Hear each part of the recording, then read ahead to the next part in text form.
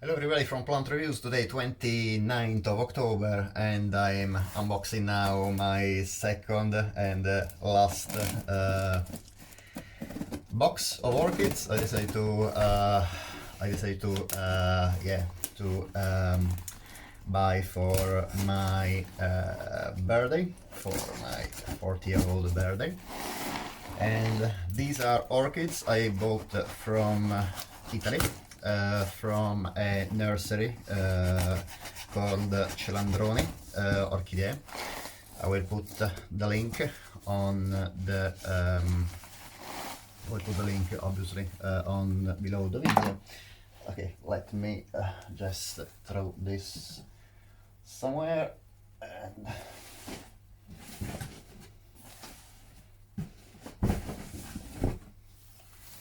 okay.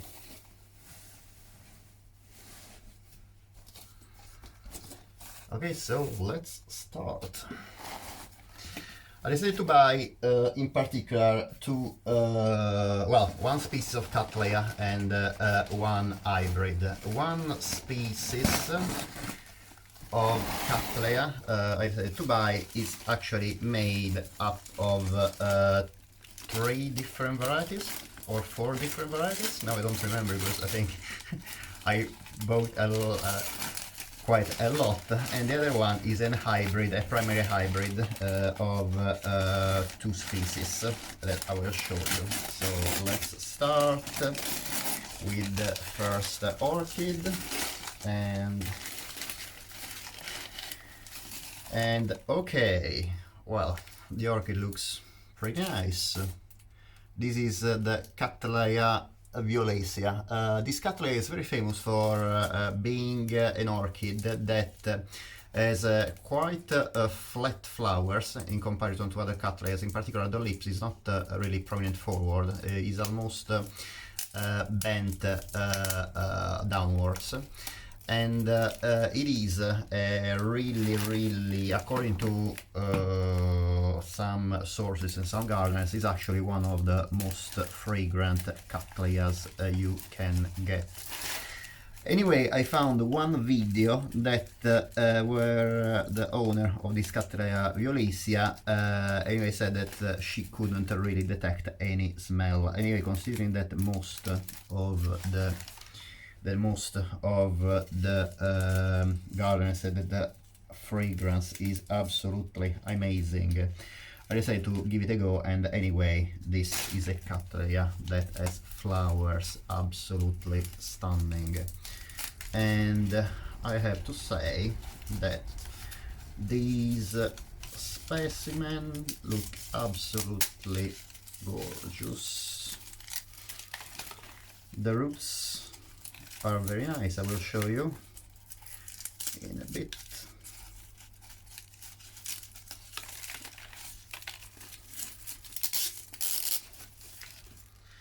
Absolutely nice. You can see we have also one new root coming up, and I'll try to focus, hopefully. Yes, we have a new root coming up, and it has nice roots, and really the leaves are nice, and the pseudobulbs are quite plump. So I'm really happy of my first orchid from Giulio Celandroni.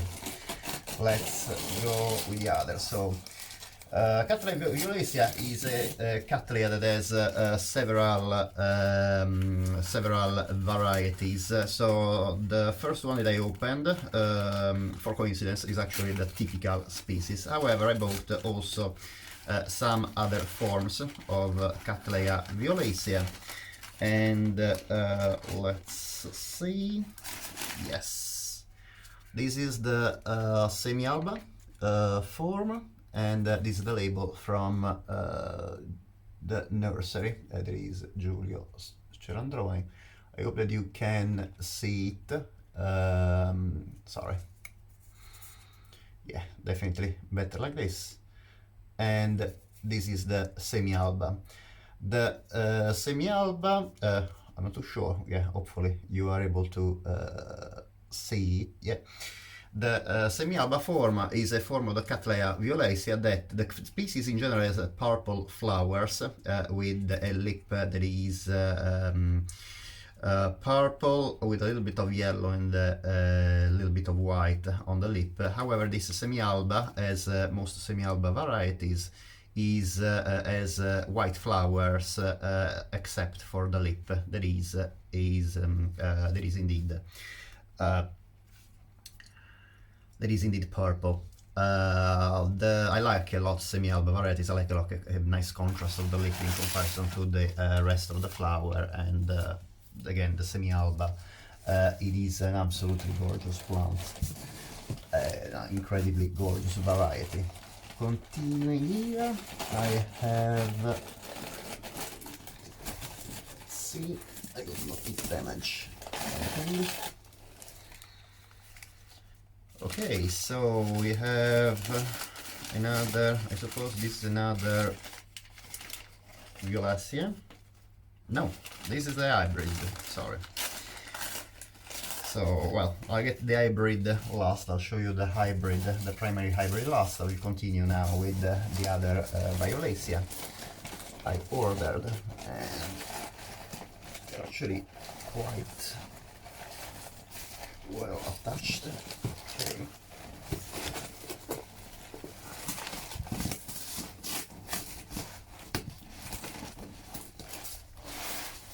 You know what, I will need to cut off the box.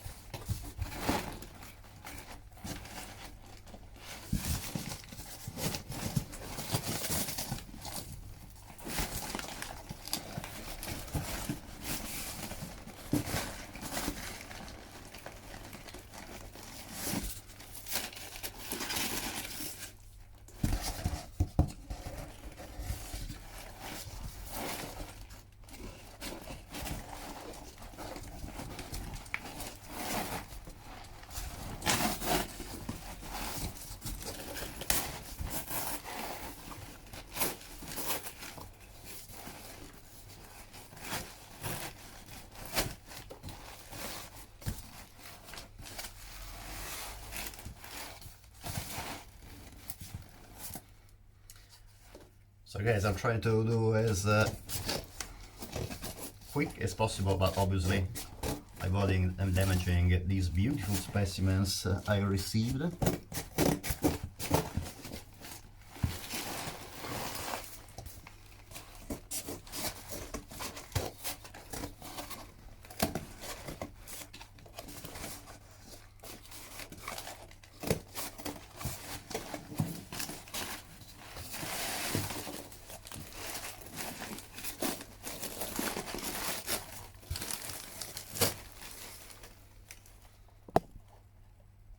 Okay, so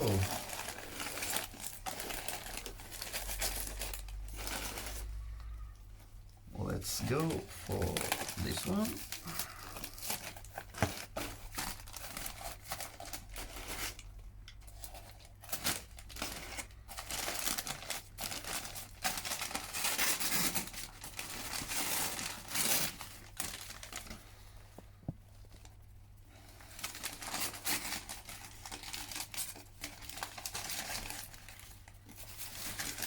So this is the another Cattleya violacea form semi-alba. Oh, sorry. Okay, this is the true semi-alba. This is a true semi-alba. I didn't read completely the other label. So this is a Cattleya violacea form semi-alba. So this is the one with completely white flowers, except for the lip that is blue. And as you can see, it is also, this is very nice, really nice roots. Well, this is a little bit damaged here. They have been kept in sphagnum. I think I will move them to bark. I found that bark is way better in my environment than sphagnum moss. I experienced converting in semi-hydro the Cattleya violacea twice, and it was not a great idea, maybe because the plant didn't have actually was not actually producing new roots in that moment, even if I thought so. However, I found the sphagnum keeps too much moisture in my environment. I mean, I live in the UK, so the environment is already very wet. However, this plant is incredible, has a lot of pseudobulb and really, really nice and plump. So, and anyway, you can see it's really bursting from the pot. So definitely I need to move it out of this pot. Okay, I will do my best, and I don't know if it's actually making any new root. I will see in the next few days what I will do with this one. This one instead, this other semi-alba, is actually a forma semi-alba flammea.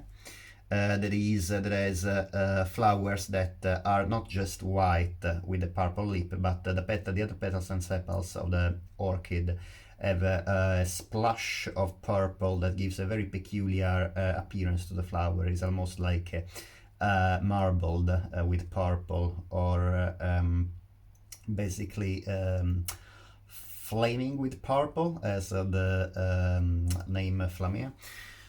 So it is a very, very stunning Cattleya violacea form, and I hope to get these ones to flower because the flower is really stunning, and I hope fragrant as well. We'll see. Then I have the last form of Cattleya violacea. I ordered this one. Seems a pretty big pot and probably a pretty big plant as well.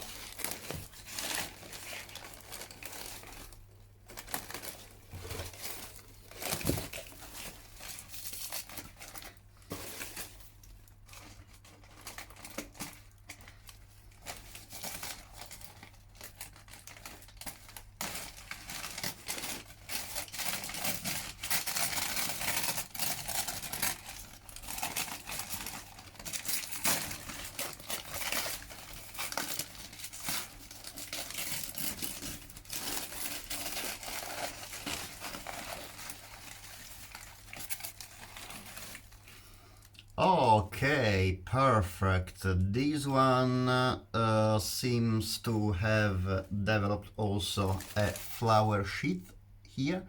Some Cattleyas develop, they have an additional bracts in the middle of the leaf after they produce one leaf or two leaves, according if they are unifoliate or bifoliate. Some Cattleyas produce just one leaf per pseudobulb, some others produce two leaves, like these ones. This is a bifoliate, the Cattleya violacea. And well, some of the Cattleyas usually produce also an additional kind of leaf-like projection that protects the flower bud before developing. Then the flower bud basically pairs this sheath and then elongates and develop the flower. Some sheets are just dry sheets, they don't develop any flower. Like this one, for example, I can see this one is still whole, so obviously it was not pierced and didn't develop any flower. This one is a very little, and I'm not too sure, I don't think will develop any flower, but this one is green and quite big, so hopefully will develop a flower. I will see. This plant look pretty spotted. I'm not too sure if, yeah, one of the leaves has been damaged during the transport. That I believe is an old leaf. This should be the newest pseudobulb. I'll check how the roots are.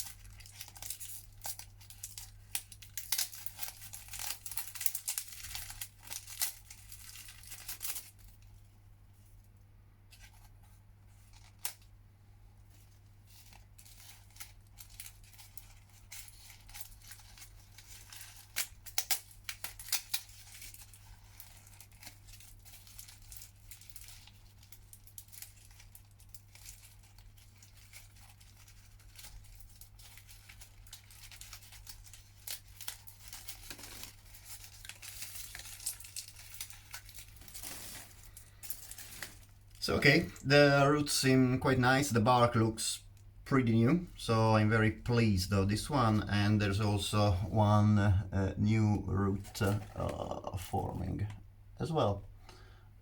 These plants look also pretty good. Maybe the leaves are a little, some leaves, these ones is a little bit dehydrated, but the other ones look fine. And yes, the bulb that is developing the flower, what I believe is a flower sheet, and I hope it is developing a flower bud, is actually the newest and the plumpest, as well as developing a new root. So hopefully I will get one flower, the violacea, soon, and this one is the Cattleya violacea muse. And this is a variety that has unbelievably intense purple flowers, really nice, probably even more purple than the nominal form, the Cattleya violacea. So I'm glad I have now all the four varieties I really wanted of this violacea. I found on the same website the Cattleya violacea alba, but I don't really like too much white orchids unless they are incredibly fragrant. So I mean orchids that are completely white, so I decided to go instead for the colored form of the Cattleya violacea, either white and purple or purple, because well, first of all, it is quite an expensive species in comparison to other Cattleyas, and also because anyway my preference is more towards color and fragrance, so I thought to have a go to the purple ones. And here I have the Brazilian Jewel Cute. This is a primary hybrid, a cross between two species that are some of the most fragrant of the Cattleyas, the Cattleya walkeriana and the Cattleya nobilior. I had a walkeriana before and unfortunately died, and I had a nobilior as well, a small nobilior, and unfortunately it died as well because I tried to move it in semi-hydro when it probably was still too young, and it didn't really tolerate the change, even if it was already developing some roots. So what I recommend, according to my experience with the Cattleya, please do not try semi-hydro on seedlings. At least this didn't work in my environment. Instead, on other plants it works pretty well. So I think at the moment I will just keep this plant in bark and move the Cattleya violacea that are in sphagnum moss also in bark. Because yeah, I found that bark in general is the best medium for me, the medium that works best for me at the moment. Semi-hydro is better because it's less time consuming for watering, and for if you go away you just keep like 2-3 centimeters, well 4 or 5 also, watering the pot, and the orchids are fine. Obviously with the bark you have to be very constant in watering them, at least once every week, even if they can stand sometimes 2 weeks without water the orchids, if it's not too hot. However, what I found with semi-hydro with leca is that tend to burns the new roots, especially in the young plants. And in some types of orchids, like Oncidium-like orchids, I had a Brassia that whose roots were burnt all the time, was getting new roots in semi-hydro, so I decided to move it in a mix of sphagnum moss and leca. That works much better because sphagnum moss really keep moist most of the time. So what I will do with this ones is, well, basically surely repot it in a bigger pot, because you see the newest pseudobulb is already going out of the pot. And keep these plants still in bark at the moment. I'm not sure if I will repot them in semi-hydro. At some point probably yes, but I doubt this year really. I already had bad experiences with walkeriana, nobilior and violacea in semi-hydro. Well, walkeriana was not in semi-hydro, but I think it arrived already. It's quite a sick plant, but definitely nobilior and violacea. I had a few problems in semi-hydro. I saw walkeriana, nobilior and violacea at other gardeners, other orchid enthusiasts in semi-hydro, and they do perfectly fine, but I really don't want to take my chances, to take any chance with these orchids that I found now, because they are really some of the rarest orchids you can get online at the moment. So, well, what can I say? I really am looking forward to see the flowers, and even more, hopefully, to smell the flowers, because it's supposed to be one of the most fragrant plants. Well, I hope you enjoyed the video. It was just an unboxing video today. I decided to show you anyway the orchids I bought for my birthday. So these Cattleyas together with the Brassavolas will be, well, are my 40-year-old birthday gift, a little bit in advance because my birthday is in mid-November. Anyway, obviously I couldn't wait to book them when I saw them online, because they're really, really rare, and I really wanted to get my hands on them before they were somebody else bought them. And so, well, I hope to update you with the development of these Cattleyas and the new the cultivation of these beautiful species and hybrids that are definitely my favorite among all the orchids I have, the Cattleyas. Yeah, the Cattleya Alliance is definitely my favorite section of the orchids, thanks to the beautiful flowers and the gorgeous fragrance that many of these species have. Well, I hope you enjoyed the video. Thank you very much for watching. If you like to, if you like the video, please give it a thumbs up. If you don't like the video, please give it a thumbs down. And obviously, any comment down below is more than welcome, and I'll try to respond to you as soon as possible. If you would like to support my channel, it would be great if you can please subscribe. So in this way, I can continue posting new videos, and obviously you will receive updates when I publish new videos. And as usual, thank you very much for watching, and I hope to see you next time. Bye.